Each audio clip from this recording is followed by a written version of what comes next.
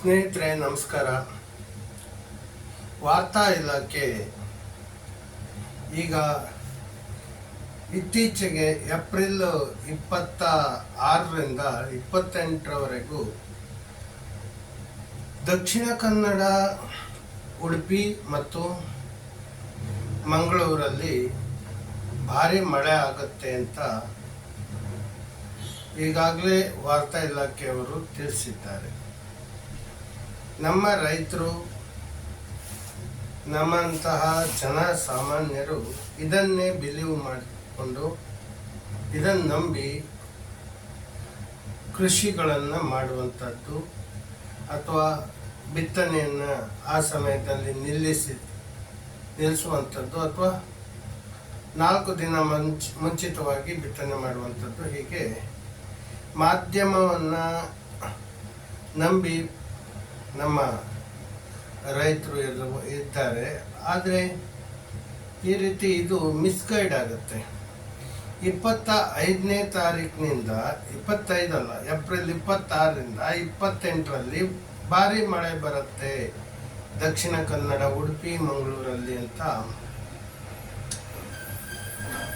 ಈಗಾಗಲೇ ವಾರ್ತಾ ಇಲಾಖೆ, ಭಾರತದ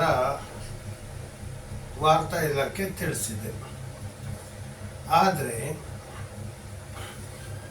26ನೇ ತಾರೀಕಿನಿಂದ 28ನೇ ತಾರೀಕುವರೆಗೂ ದಕ್ಷಿಣ ಕನ್ನಡ ಜಿಲ್ಲೆಯ ಉಡುಪಿ, ಮಂಗಳೂರಲ್ಲಿ ಮಳೆ ಆಗೋದು ಇಲ್ಲ. ಹಾಗೂ ಇಲ್ಲಿಯವರೆಗೆ ಈ ಒಂದು ಏಪ್ರಿಲ್ 26, 28ರವರೆಗೂ ಮಳೆ ಆಗೋದಿಲ್ಲ. 29ನೇ ತಾರೀಕು ಮಾತ್ರ ಮಳೆ ಬರುತ್ತೆ. ಇದು ಸತ್ಯ. ಹೀಗೆ ರಾಂಗ್ ಸ್ಟೇಟ್ಮೆಂಟ್ಗಳನ್ನು ಕೊಟ್ಟರೆ ನಮ್ಮ ರೈತರಿಗೆ ಸಮಸ್ಯೆ ಆಗುತ್ತೆ. ಇದ್ದದ್ದಿದ್ದ ಹಾಗೆ ಇನ್ಫಾರ್ಮೇಷನ್ ಕೊಡಬೇಕು. ಇದು ವಿಜ್ಞಾನ ಮುಂದುವರೆದಿದೆ ಅಂತ ಹೇಳ್ತಾರೆ, ಅಷ್ಟು ಬಿಟ್ಟರೆ ಇಲ್ಲಿವರೆಗೂ ವಿಜ್ಞಾನ ಮುಂದುವರೆದಿಲ್ಲ. ಪ್ರಕೃತಿಯ ಮುಂದೆ ಯಾವುದೂ ನಡೆಯೋದಿಲ್ಲ. ಪ್ರಕೃತಿಯೇ ಒಂದು ಸತ್ಯವಾದ ವಿಜ್ಞಾನ. ಹಾಗಂತ ಈ ಮಾಡರ್ನ್ ಸೈನ್ಸು ಇದರಲ್ಲಿ ಯಾವುದೂ ಸತ್ಯಾಂಶ ಇಲ್ಲ. ಈಗ ಎಲ್ಲಿ ಮಳೆ ಇದೆ? ಮಳೆ ಆಗಲೇ ಇಲ್ಲ. 26ರಿಂದ 28ರವರೆಗೆ ಮಳೆ ಆಗಲೂ ಇಲ್ಲ, ಆಗೋದು ಇಲ್ಲ. 29ಕ್ಕೆ ಮಳೆ ಆಗುತ್ತೆ, ಏಪ್ರಿಲ್ 29.